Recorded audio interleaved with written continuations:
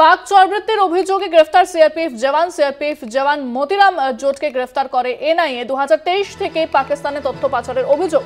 তথ্যের বিনিময়ে আর্থিক লেনদেনের তথ্য এনআইএর হাতে এসেছে এবং এনআইএর হাতে গ্রেফতার এক সিআরপিএফ জওয়ান।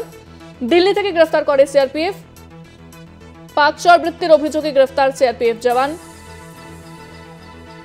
2023 থেকে পাকিস্তানে তথ্য পাচারের অভিযোগ।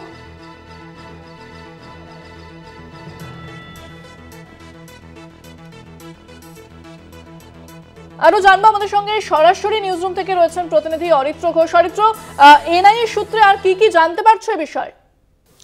দেখো, নিঃসন্দেহে এটা বড় খবর। সিআরপিএফ জওয়ান তাকে দিল্লি থেকে গ্রেপ্তার করেছে ন্যাশনাল ইনভেস্টিগেশন এজেন্সি তথা এনআইএ।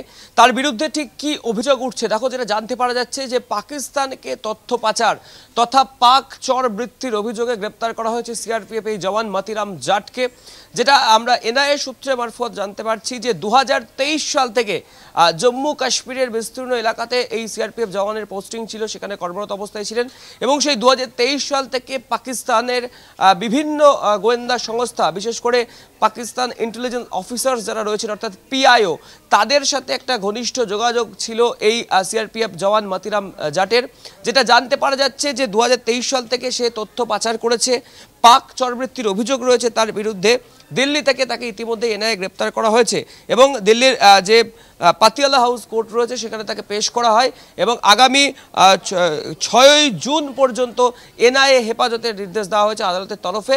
যেটা আমরা এনআইএ সূত্রে আরও জানতে পারছি যে পাকিস্তান গোয়েন্দাদের কাছে তিনি যেমন একদিকে তথ্য পাচার করেছিলেন 2023 সাল থেকে, ঠিক একই সাথে তাদের সাথে একটা আর্থিক লেনদেনের যোগও উঠে এসছে।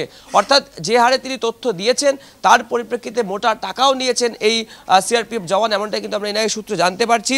এবং জাতীয় নিরাপত্তা বিষয়ক অর্থাৎ ন্যাশনাল সিকিউরিটি রিলেটেড বিভিন্ন ইনফরমেশন তিনি শেয়ার করেছেন পিআইওদের কাছে, এমনটা খবর পাওয়া যাচ্ছে এনআইএ সূত্রে।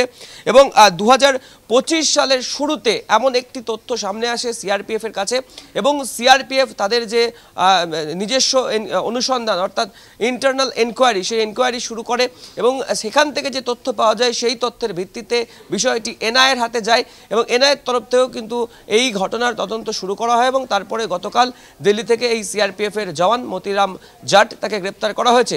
খুব উল্লেখযোগ্যভাবে সিআরপিএফ এর তরফ থেকে যে ইন্টারনাল ইনভেস্টিগেশন তারা করছিলেন সেই ইনভেস্টিগেশন থেকে এমন কিছু তথ্য উঠে আসে যে কারণে গত 21শে মে, যেটা আমরা সূত্র মারফত জানতে পারছি সিআরপিএফ সূত্র মারফত, যে গত 21শে মে তাকে সিআরপিএফ এর চাকরি থেকে বরখাস্ত করা হয় এবং তারপরেই কিন্তু এনআইএ তাকে গ্রেপ্তার করেছে গতকাল দিল্লি থেকে। এবং এখনো পর্যন্ত যেটা খবর পাওয়া যাচ্ছে যে তাকে 6 জুন পর্যন্ত এনআইএ হেফাজতে পেয়েছেন এনআইএর গোয়েন্দারা এবং সেখানেই তাকে মূলত জিজ্ঞাসাবাদ করা হবে যে কিভাবে 2023 সাল থেকে যোগাযোগ হয় এই পিআইওদের সাথে, কোন কোন তথ্য তিনি পাচার করেছেন এবং ঠিক কতটা পরিমাণ টাকা পাকিস্তানি গোয়েন্দা সংস্থার কাছ থেকে তিনি নিয়েছেন, এই সবকিছু জানতে চাওয়া হচ্ছে এবং জিজ্ঞাসাবাদ করা হচ্ছে। ধন্যবাদ অরিত্র। নিউজরুম থেকে সরাসরি ছিলেন প্রতিনিধি অরিত্র ঘোষ।